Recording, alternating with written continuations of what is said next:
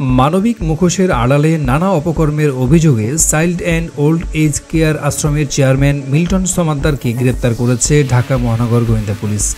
বুধবার রাতে রাজধানীর মিরপুর এলাকায় অভিযান চালিয়ে মিল্টন সমাদ্দারকে গ্রেপ্তার করে ডিবি। তার বিরুদ্ধে গুরুতর অভিযোগগুলোর অন্যতম হল অসহায় মানুষকে আশ্রয় দেওয়ার নামে তাদের অঙ্গ প্রত্যঙ্গ বিক্রয় করা।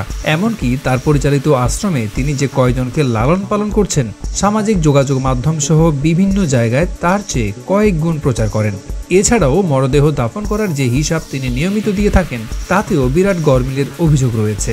সম্প্রতি মিল্টন সমাদ্দারের বিভিন্ন অপকর্ম নিয়ে গণমাধ্যমে সংবাদ প্রকাশ হয়। এরপর থেকেই সামাজিক যোগাযোগ মাধ্যমে তাকে নিয়ে শুরু হয় সমালোচনার ঝড়। মুখ খুলতে থাকেন ভুক্তভোগীরা।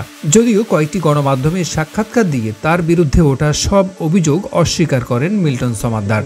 সামাজিক যোগাযোগ মাধ্যম ফেসবুক পেজে মিল্টন সমাদ্দার প্রায় দাবি করেন তার আশ্রমে সবসময় 250 থেকে 300 অসুস্থ রোগী থাকেন। এছাড়া বিভিন্ন সময়ে রাস্তায় যারা মারা যান তাদের দাফন করেন মিল্টন। আবার তার আশ্রমে অবস্থানকালেও অনেকে মারা যান।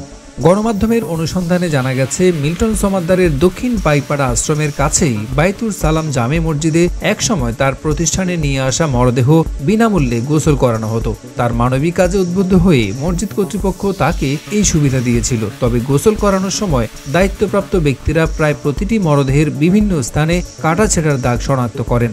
করোনার সময় এই বিষয়ে মিল্টন সমাদ্দারকে প্রশ্ন করে মসজিদ কর্তৃপক্ষ।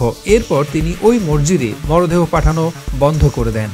মিল্টন সমাদ্দারের বিরুদ্ধে বিভিন্ন সময়ে নিজস্ব লাঠিয়াল বাহিনী দিয়ে একাধিক ব্যক্তিকে মারধরের প্রমাণ মিলেছে গণমাধ্যমের অনুসন্ধানে।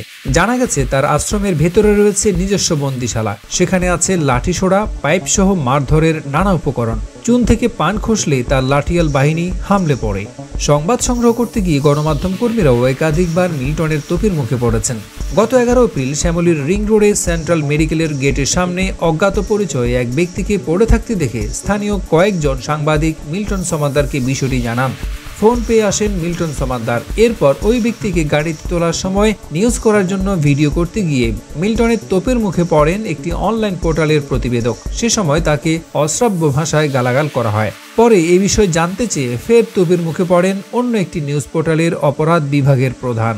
হোয়াটসঅ্যাপে তাকে অশ্রাব্য ভাষায় গালাগাল এবং হুমকি ধমকি দিয়ে মেসেজ করেন মিল্টন সমাদ্দার।